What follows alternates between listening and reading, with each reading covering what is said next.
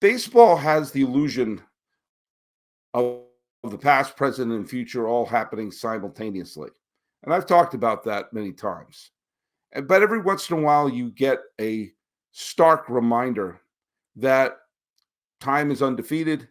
And sometimes we realize that, well, no, reality happens and things change, and the timelessness of baseball has to face a cruel reality.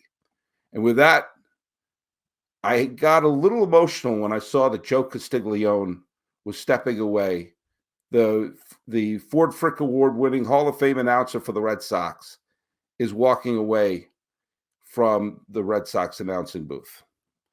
Let me put this into perspective. Um, Joe Castiglione has been in the Red Sox announcing booth since 1983. In 1983, I was 11 years old and listening to just about every Red Sox game that year. Now, he was the second banana to Ken Coleman at the time. And I have to say, Ken Coleman was the announcer for the Red Sox for a long time. He was never my favorite. Growing up in the suburbs of Boston, Ken Coleman was never my favorite. I was a Ned Martin guy. I loved Ned Martin. I thought Ned Martin was great. But when I hear Ken Coleman's voice, I do think of the Red Sox on the radio. And Joe Castiglione was his partner.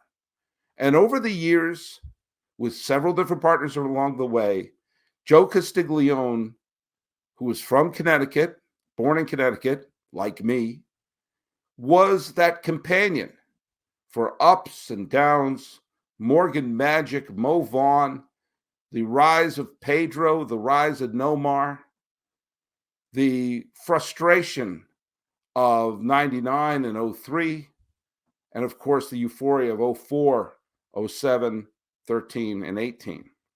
Can you believe it? Was his call when the final out was made. And I love that because it was sincere. It didn't feel canned. It didn't feel scripted. He was a New England voice. He sounded like someone you would know. I mean, I grew up with with a lot of Irish and Italian people in New England. I am Irish and Italian. And I grew up in New England. I heard lots of voices like his. And he got excited when things happened to the Red Sox. And you could always tell when something bad happened because there was that disappointing voice. That's a pop-up. Jeter's going to catch it. It was like listening to a game with someone you would see at Papa Gino's. And that friendship that's in the booth is so important. It's strange that John Sterling says goodbye to the Yankees the same year Joe Castiglione says goodbye to the Red Sox, because for generations, whether you are a fan of Sterling or Castiglione, I happen to like both of them, that they're going to be gone. And that friend that you watch the game with is gone too.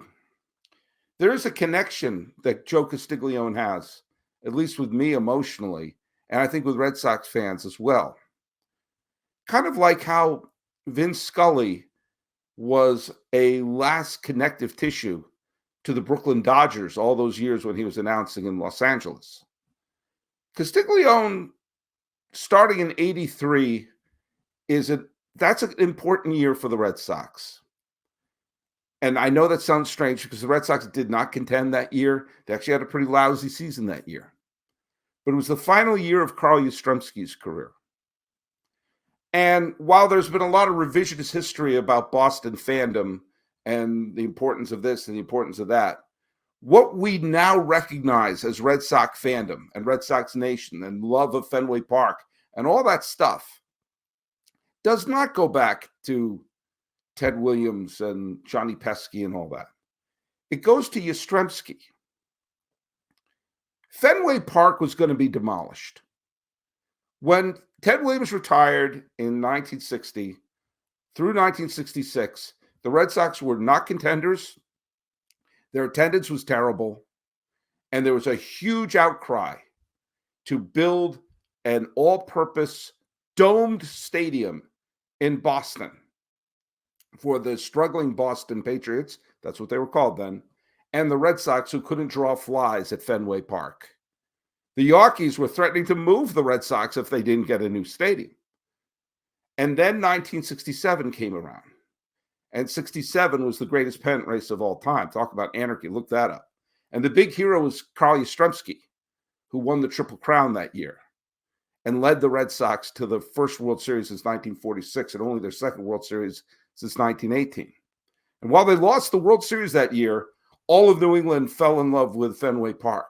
And suddenly the park that was a liability suddenly became an asset.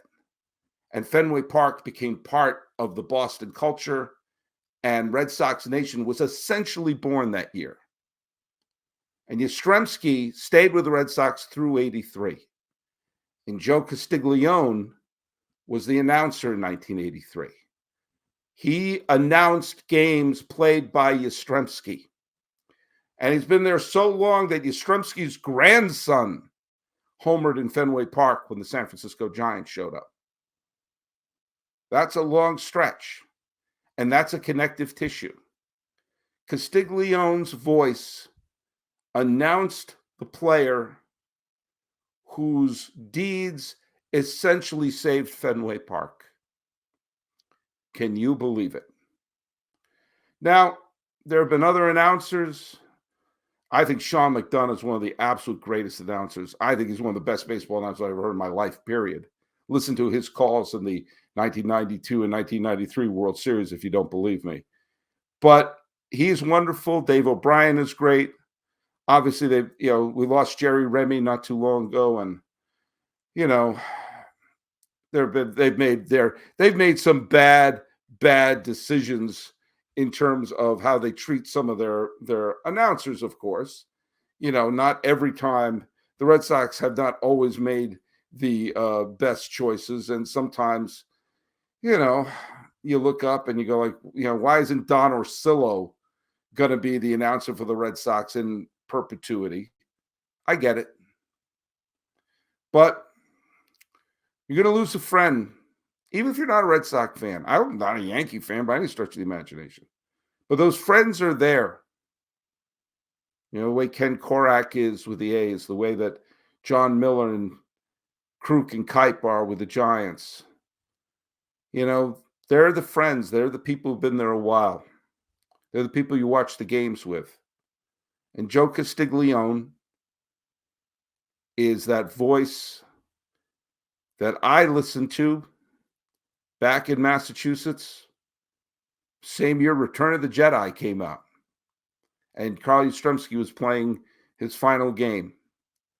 And a 5th and 6th grader, who called himself Sully, would listen to games while raking the leaves outside. And one of those voices was Joe Castiglione, who, unbeknownst to me, was going to call 4 World Series championships. Which, no, Joe, I can't believe it.